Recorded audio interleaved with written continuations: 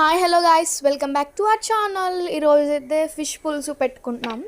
ఇలా ఈ వెజిటేబుల్స్ అన్నిటిని కట్ చేసుకోవాలి. తర్వాత స్టవ్ పైన బాండి పెట్టి కొద్దిగా ఆయిల్ వేసుకోవాలి. ఈలోపు మనం జింజర్, ఆనియన్ అండ్ జీలకర్ర పేస్ట్ చేసుకోవాలి. ఈలోపు ఆయిల్ మరుగుతుంది. పచ్చిమిరపకాయలు దాంట్లో వేసి బాగా ఫ్రై అవనివ్వాలి. అవి ఫ్రై అయిన తర్వాత మనం చేసుకున్న పేస్ట్ని దాంట్లో వేసి బాగా మిక్స్ చేసుకోవాలి. అలా కలుపుతూ 15 to 20 minutes మనం అలా ఫ్రై అవ్వాలి ఆ పేస్ట్ని అయితే.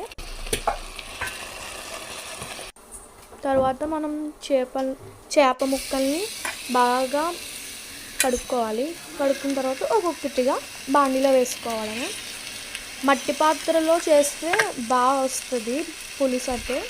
కాబట్టి నేను ఏం చెప్తున్నానంటే మట్టి పాత్రని ప్రిఫర్ చేయండి. తర్వాత మనకు తెలిసిన తగినంత పసుపు, కారం, రాక్ సాల్ట్ అంటే కల్లుప్పుని వేసుకోవాలి. అన్నీ మీకు ఎంత సరిపడితే అంత వేసుకోండి. తర్వాత చింతపండు బాగా పిసుకొని ఆ వాటర్ని కూడా దాంట్లో వేసుకోవాలి. తర్వాత చింతపండు రసం వేసుకోవాలి.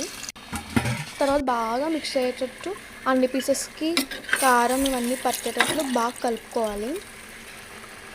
తర్వాత అలా స్టవ్ పైన మీడియం ఫ్లేమ్ పైన 30 minutes ఉంచండి. అంటే నేను ఫిష్ మసాలా వేసుకోలేదు, మీకు నచ్చితే వేసుకోండి. తర్వాత అలా బౌల్లోకి తీసుకుని బౌల్లోకి సర్వ్ చేసుకోండి.